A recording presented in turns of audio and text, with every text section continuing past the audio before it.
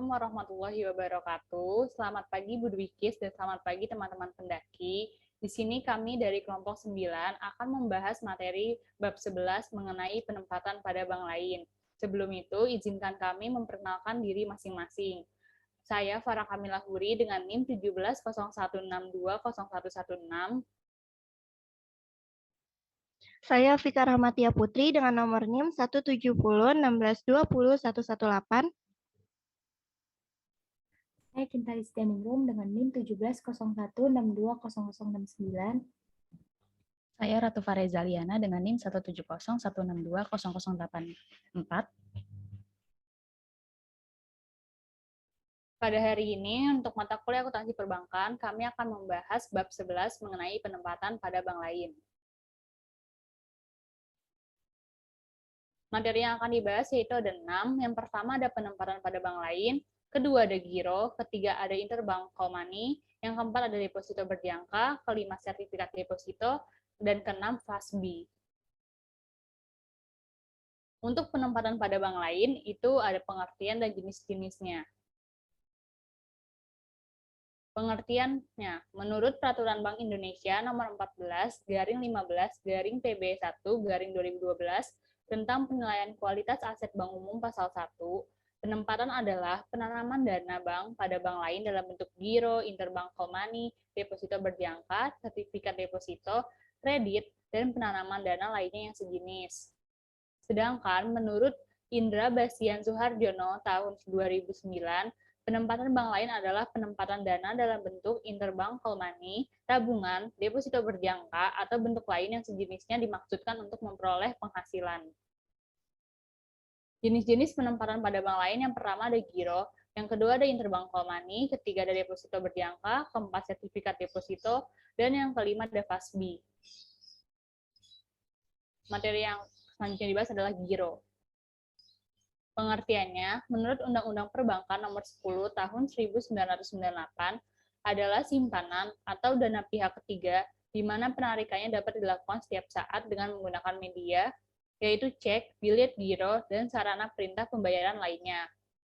Sedangkan menurut Si Ahmad pada tahun 1999, giro atau demand deposit adalah simpanan yang dapat digunakan sebagai alat pembayaran dan penarikannya dapat dilakukan setiap saat dengan menggunakan cek, sarana perintah pembayaran lainnya, atau dengan pemindah bukuan. Sifat penarikan giro dapat dilakukan setiap saat, sehingga giro merupakan sumber dana yang sangat labil bagi bank. Giro pada bank lain ialah saldo rekening giro bank, baik dalam rupiah maupun dalam valuta asing di bank lain. Pada giro bank lain tersebut, Bank Indonesia tidak termasuk dalam rekening ini. Transaksi giro pada bank lain dicatat sebesar nilai nominal. Transaksi giro pada bank lain dalam valuta asing dicatat sesuai valuta asingnya dan dikonversi ke dalam rupiah berdasarkan kurs laporan Bank Indonesia atau booking rate pada saat terjadinya transaksi atau multi currency. Kegiatan bank yang berkaitan dengan pengelolaan giro pada bank lain adalah penerimaan setoran pajak, penyelesaian utang piutang, dan sebagainya. Giro pada bank lain di dalam negeri. Pembukaan rekening giro di bank lain dalam negeri pada umumnya dipergunakan untuk menyelesaikan utang piutang berupa pajak. Untuk materi selanjutnya akan dibahas oleh Ratu. Baik, terima kasih Farah. Untuk selanjutnya kita akan bahas mengenai prosedur akuntansi giro pada bank lain di dalam negeri. Yang pertama, beberapa kantor cabang ditunjuk sebagai pengelola rekening kas negara. Rekening kas negara tersebut dipergunakan untuk menampung pendapatan untuk negara, antara lain berupa pajak dan non-pajak. Hasil penerimaan pajak dari bank persepsi tersebut harus dilimpahkan ke rekening kas negara seminggu 2 kali, yaitu setiap hari Selasa dan Jumat.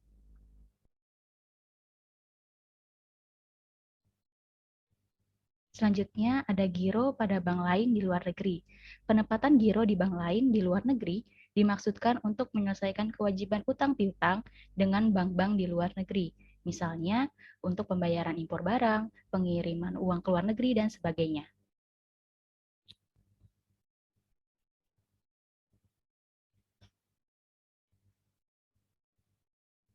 Selanjutnya kita akan bahas mengenai prosedur akuntansi giro pada bank lain di luar negeri. Yang pertama, pembukaan rekening giro pada bank lain di luar negeri atau disebut juga dengan nostro, dimaksudkan untuk menyelesaikan transaksi utang piutang dengan pihak-pihak luar negeri. Transaksi yang terjadi terkait dengan perdagangan internasional, ekspor, impor, pembayaran transfer ke luar negeri, dan sebagainya. Adapun cara-cara pembayaran perdagangan internasional yang digunakan dibagi menjadi dua jenis, yaitu yang pertama pembayaran tanpa LC atau letter of credit yang terdiri dari advance payment, open account, dan collection atau inkasso. Lalu yang kedua pembayaran dengan menggunakan LC yang terdiri dari payment atau pembayaran, negotiation atau negosiasi, dan acceptance atau akseptasi.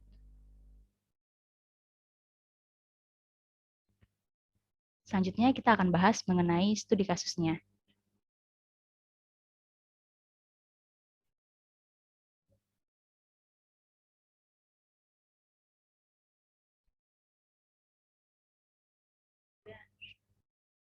Misalkan Bank Papua Cabang Nabire akan melimpahkan dana pajak yang telah diterima dari masyarakat sebesar 25 juta ke kantor cabang Bank BRI Cabang Biak. Untuk menyelesaikan transaksi ini, Bank Papua Cabang Nabire membuka rekening giro di kantor cabang Bank BRI Biak.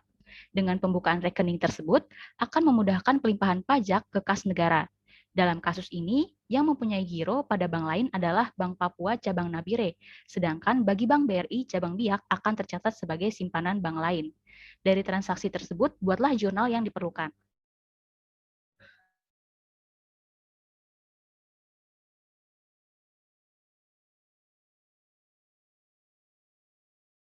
Berdasarkan transaksi tersebut, terdapat 3 jurnal yang perlu dibuat. Yang pertama, kas di debit dan titipan pajak di kredit dengan nominal sesuai dengan penerimaan pajak dari masyarakat. Jurnal ini dibuat oleh Bank Papua Cabang Nabire saat menerima setoran pajak dari masyarakat.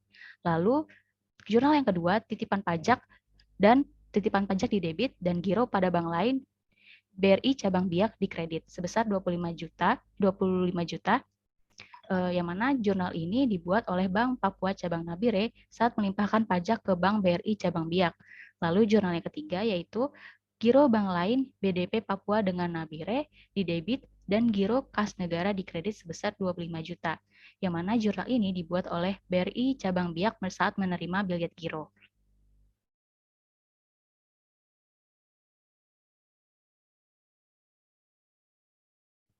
Selanjutnya kita akan membahas mengenai interbank call money.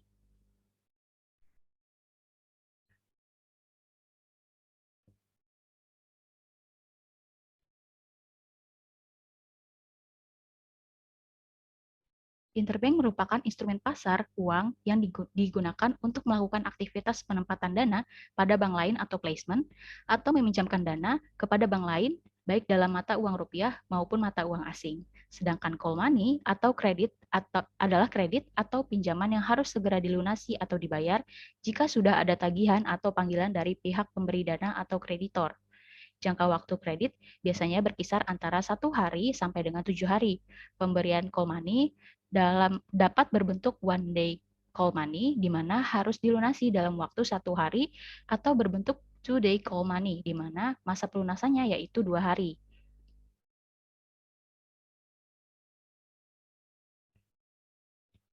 Selanjutnya kita akan bahas mengenai ketentuan yang harus diperhatikan dengan pemberian fasilitas call money. Yang pertama, fasilitas call money diberikan di lembaga clearing kepada bank-bank yang mengalami kekalahan clearing dan kekurangan likuiditas.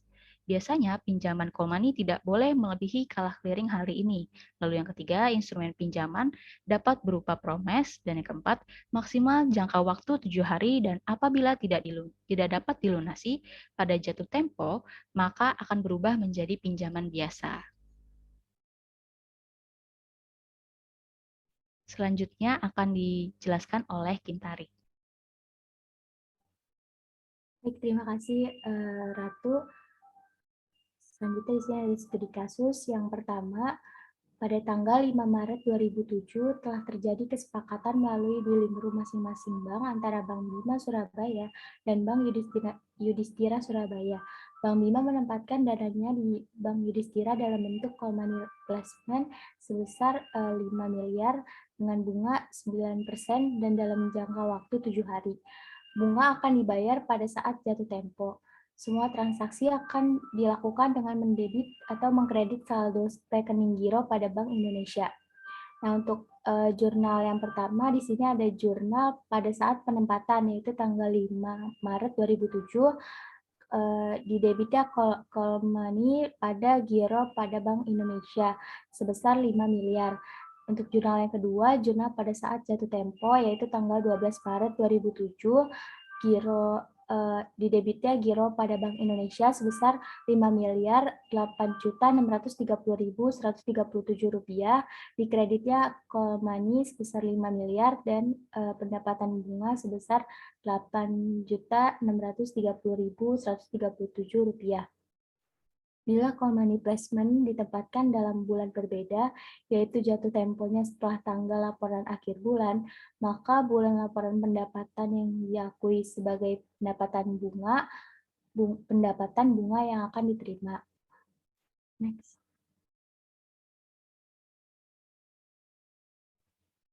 Nah, untuk studi kasus yang kedua, pada tanggal 17 Maret 2007, telah terjadi kesepakatan melalui dealing room masing-masing bank antara Bank Bima Surabaya dan Bank Yudhistira Surabaya. Bank Bima menempatkan dananya di Bank Yudhistira dalam bentuk call money sebesar 2 miliar, bunganya 9% dan dalam jangka waktu 20 hari. Bunga akan dibayar pada saat jatuh tempo. Semua transaksi akan dilakukan dengan mendebit atau mengkredit saldo rekening giro pada Bank Indonesia. Nah, untuk jurnal yang pertama, jurnal pada saat penempatan yaitu 17 Maret 2007, call money di debit dan rekening giro pada Bank Indonesia di kredit sebesar 2 miliar. Untuk jurnal yang kedua, jurnal pada saat pengakuan pendapatan bunga pada tanggal 31 Maret 2007, yaitu pendapatan bunga yang akan diterima pada pendapatan bunga call money sebesar Rp7.397.290. Untuk jurnal yang ketiga, jurnal pada saat penempatan yaitu tanggal 17 Maret 2007,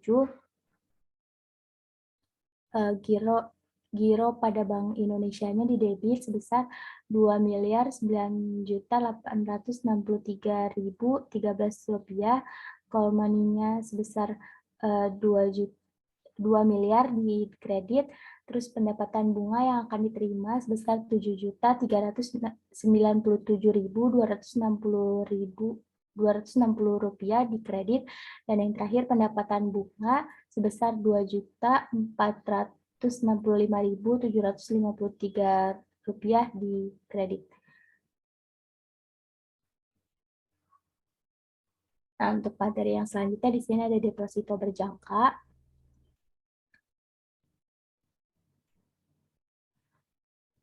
Penempatan pada bank lain dalam bentuk deposito berjangka dicatat sebesar nilai nominal deposito berjangka. Penempatan ini diakui pada saat dilakukan setoran sejumlah nominal tertentu. Pengakuan pendapatan bunga atas deposito berjangka diakui pada setiap akhir bulan laporan dan dicatat dalam pendapatan bunga yang akan diterima. Pembayaran bunga dilakukan setiap tanggal valuta sehingga pada tanggal valuta pendapatan bunga yang akan diterima sama dengan 0. Nah, ini ada studi kasusnya lagi. Oke, yang pertama, deposito berjangka pada tanggal 6 Januari 2007, Bank Bima Surabaya menempatkan dananya dalam bentuk deposito berjangka di Bank Yudhistira Surabaya sebesar 1 miliar. Dengan jangka waktu 1 bulan, bunganya 6% per annum.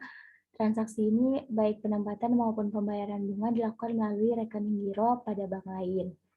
Nah, jurnal pada saat penempatannya tanggal 6 Januari 2007, yaitu penempatan pada bank lain di debit dan pada giro pada bank lain di kredit sebesar 1 miliar. Untuk jurnal saat pengakuan pendapatan bunga, yaitu pendapatan bunga yang akan diterima pada pendapatan bunga sebesar Rp4.273.973. Jurnal yang terakhir, jurnal saat pencairan atau jatuh tempo 5 Februari 2007, yaitu giro pada bank lain di debit, di kreditnya giro pada bank lain di debit sebesar Rp5.095.891. Terus di kreditnya pendapatan bunga yang akan diterima sebesar Rp4.273.973. Dan yang terakhir ini pendapatan bunga di kredit sebesar Rp821.918. Nah, untuk yang kedua di jurnal saat pencairan dan jatuh tempo itu ada giro pada bank lain di debit dan penempatan pada bank lain itu sebesar 1 miliar.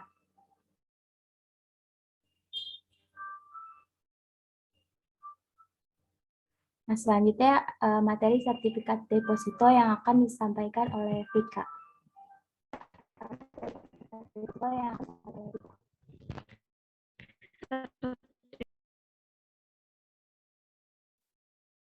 Pengertian penempatan pada bank lain dalam bentuk sertifikat deposito merupakan jenis simpanan berjangka yang dapat diperjualbelikan. Penempatan ini diakui pada saat terjadi transaksi antar bank yang membeli dengan bank yang menerbitkan sertifikat deposito dan diakui sebesar nominal yang tertera dalam sertifikat deposito. Bunga diterima di muka diakui sebagai pendapatan bunga yang ditangguhkan dan diamortisasi sesuai jangka waktunya.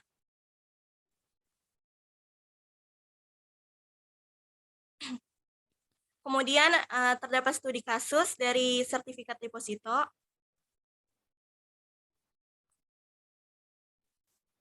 Pada tanggal 6 Maret 2007, Bank Bima Surabaya menempatkan dananya dalam bentuk sertifikat deposito yang diterbitkan oleh Bank Yudhistira Surabaya dengan nominal 1 miliar dengan jangka waktu 2 bulan.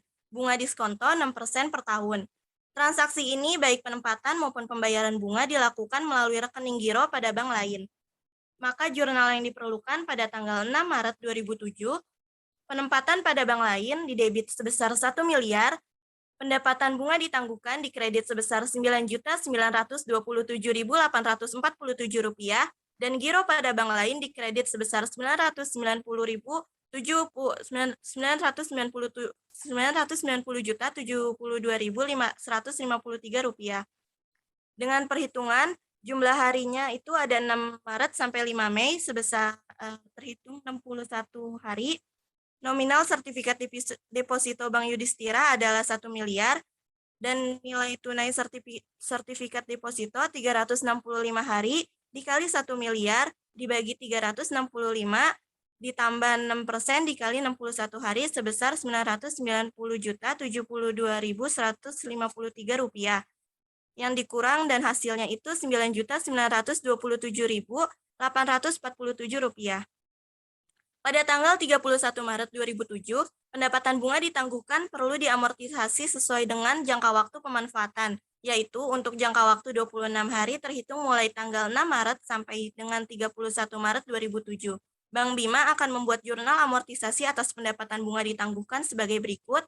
Jurnal pada saat pengakuan pendapatan bunga, tanggal 31 Maret 2007, pendapatan bunga yang ditangguhkan didebit sebesar Rp4.231.541 dan dikredit pendapatan bunga Rp4.231.541 dengan perhitungan jumlah hari pengendapan 6 sampai 31 Maret terhitung 26 hari. Jadi 26 per 61 hari dikali Rp9.927.847 dan hasilnya itu didapatkan Rp4.231.541. Pada tanggal 30 April 2007, pendapatan bunga ditangguhkan perlu diamortisasi sesuai dengan jangka waktu pemanfaatan, yaitu untuk jangka waktu 30 hari terhitung mulai tanggal 1 April sampai dengan 30 April 2007, Bank Bima akan membuat jurnal amortisasi atas pendapatan bunga ditangguhkan sebagai berikut. Jurnal pada saat pengakuan pendapatan bunga, 30 April 2007. Pendapatan bunga yang ditangguhkan didebit sebesar Rp4.882.548 dan dikredit pendapatan bunga Rp4.882.548 dengan perhitungan hari pengendapan 1 sampai 30 April terhitung 30 hari. Jadi bunganya itu 30 per 61 hari dikali Rp9.927.847 dan di hasilnya itu Rp4.882.548.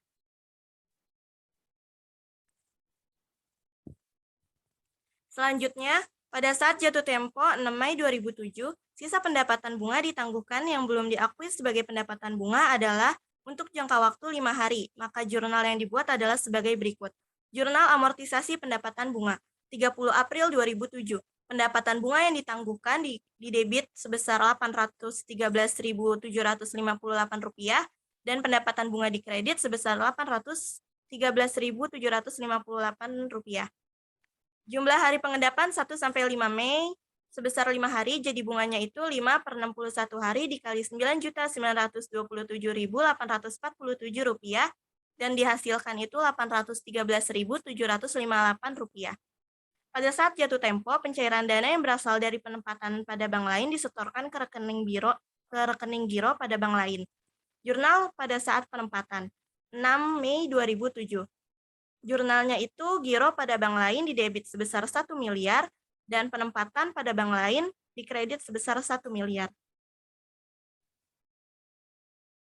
Next.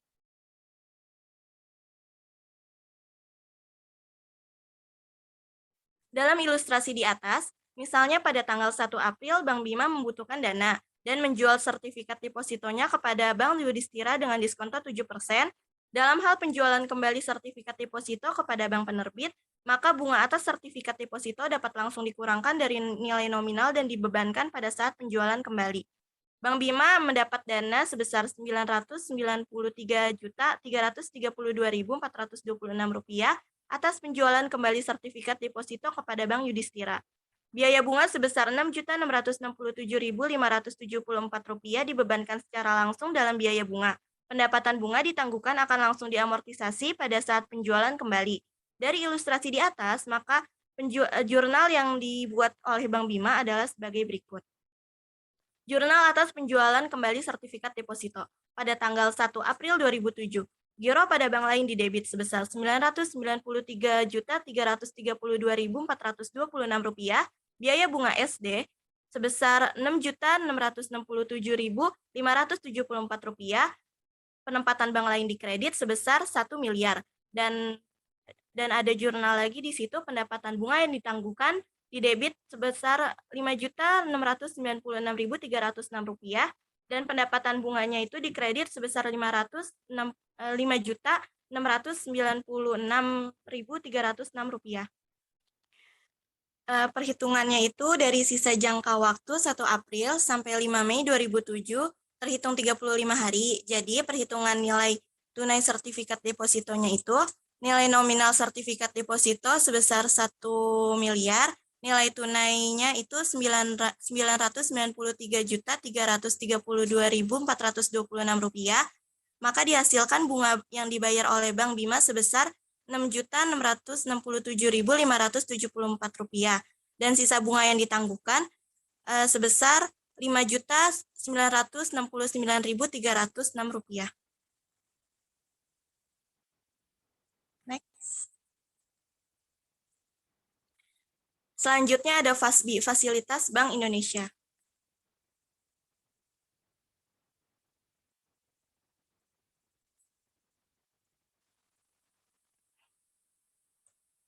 Fasilitas Bank Indonesia atau FASBI merupakan fasilitas yang diberikan kepada bank untuk menempatkan dana mereka dalam bentuk rupiah di Bank Indonesia dengan cara membeli sertifikat Bank Indonesia yang tidak dapat diperjualbelikan di pasar sekunder dengan jangka waktu maksimal 1 minggu. Transaksi yang terjadi terkait dengan FASBI yaitu transaksi saat pembelian, transaksi saat dilakukan pengakuan pendapatan atau amortisasi, dan transaksi saat jatuh tempo.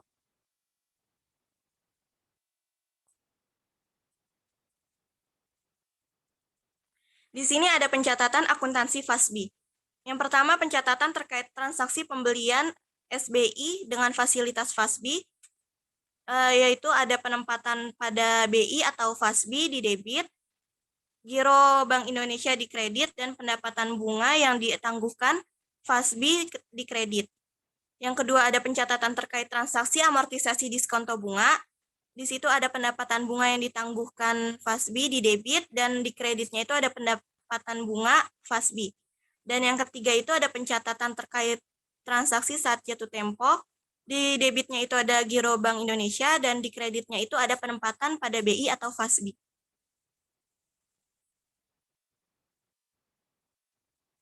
Selanjutnya ada studi kasus.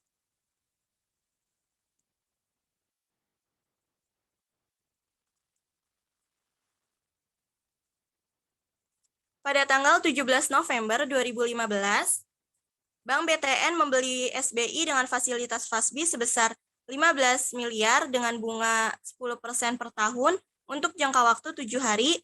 Yang kedua itu ada pada tanggal 18 November 2015, Bank BTN melakukan pencatatan amortisasi diskonto bunga SBI yang dibelinya pada 17 November 2015.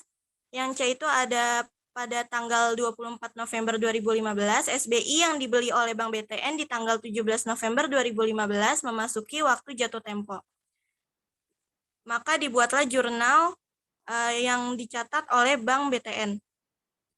Yang pertama itu ada pada tanggal 17 November 2015, jurnal yang perlu dibuat oleh Bank BTN yaitu penempatan pada BI atau Bank Indonesia FASBI itu didebit 15 miliar, giro Bank Indonesia sebesar 14 miliar 971 juta 232.877 rupiah dikredit, dan pendapatan bunga ditangguhkan FASBI dikredit sebesar 28.767.123 rupiah. Dengan perhitungan 15 miliar dikali 10% dikali 7 per 365 hari. Jurnal yang kedua pada tanggal 18 November 2015, pencatatan yang dilakukan oleh Bank BTN yaitu pendapatan bunga yang ditangguhkan FASBI didebit sebesar 4.109.589 rupiah dan dikredit pendapatan bunga FASBI sebesar 4.109.589 rupiah. Dengan perhitungan 15 miliar dikali 10% dikali 1 per 365 hari. Dan pada tanggal 24 November 2015, jurnal yang dibuat oleh Bank BTN yaitu giro Bank Indonesia didebit sebesar 15 miliar dan dikredit penempatan pada Bank Indonesia atau FASBI sebesar 15 miliar.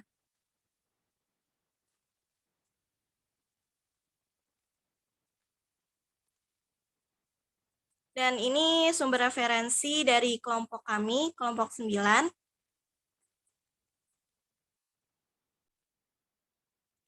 Sekian presentasi dari kelompok 9. Jika ada yang ingin bertanya, silakan tulis di kolom komentar. Terima kasih.